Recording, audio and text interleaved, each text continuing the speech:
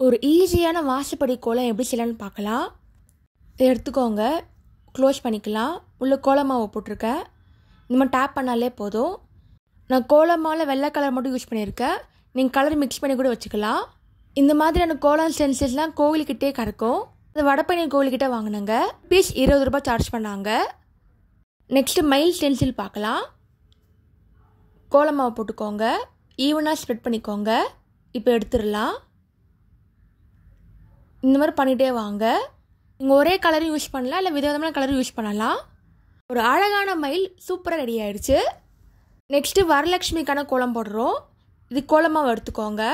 Colour பொடியும் எடுத்துருக்கேன். Blue, pink, ஆரஞ்சில் எடுத்துருக்கேன். ஃபஸ்ட்டு அவுட்லைன் வரைஞ்சிக்கலாம். சாக் பீஸில் அவுட்லைன் வரைஞ்சிக்கோங்க. டப்பா எடுத்துக்கோங்க. இது கோலமாவை ஈவனாக ஸ்ப்ரெட் பண்ணுறதுக்காக வச்சுருக்கிறது. மேலே ஒரு மூடி இருக்கும், கீழே ஒரு மூடி இருக்கும். வழியாக தான் கொட்ட போகிறோம். மேலே ஆட் பண்ணிக்கலாம். பிங்க் கலர் ஆட் பண்ணியிருக்கேன். இப்போ க்ளோஸ் பண்ணிக்கலாம். கீழே எடுத்துருங்க. இப்போ தட்டிகிட்டே வாங்க. அப்போ தான் உங்கள் கோலமாக ஈக்குவலாக இருக்கும். நீங்கள் வெறும் கையில் போட்டிங்கன்னா நிறைய கோலமாக வேஸ்ட் ஆகும். இந்த மாதிரி பண்ணி பாருங்கள், ஈக்குவலாக இருக்கும். இப்போ அவுட்டர் லைன் கொடுத்துடலாம். ஃபஸ்ட்டு தாமரை வரைஞ்சிக்கிறேன்.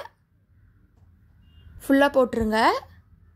நெக்ஸ்ட்டு ஹைலைட்காக லைட் ஷேட் தாங்க, அப்போ தான் அழகாக இருக்கும். நெக்ஸ்ட்டு இலையை போடலாம். லைட் க்ரீன் போடுங்க. எக்ஸஸ் எடுத்துருங்க. டார்க் ஷேட் கொடுங்க. அப்புறம் லைன் வரையலாம். கலர் காம்பினேஷன் ரொம்ப முக்கியம், அப்போ தான் பார்க்க அழகாக வரும். இப்போ தாமரை வரைஞ்சாச்சு. நெக்ஸ்ட் நம்ம கலசம் வரைய போகிறோம். இதுக்கு நான் ஒயிட் கலர் எடுத்திருக்கேன். ஈவனாக ஸ்ப்ரெட் பண்ணிக்கோங்க.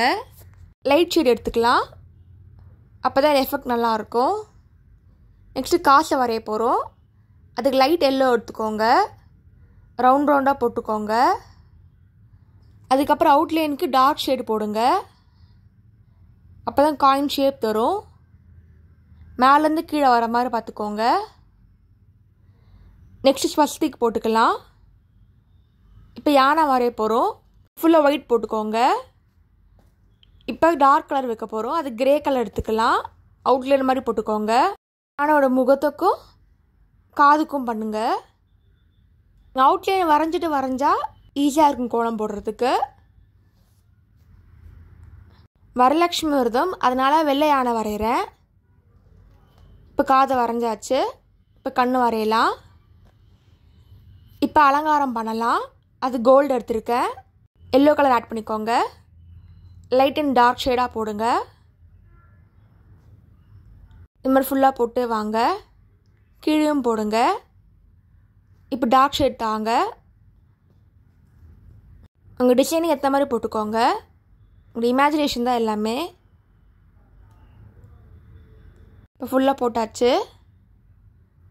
இப்போ நெக்ஸ்ட் நம்ம கலர் கொடுக்கலாம். கல் மாதிரி இருக்கும் பார்க்குறதுக்கு.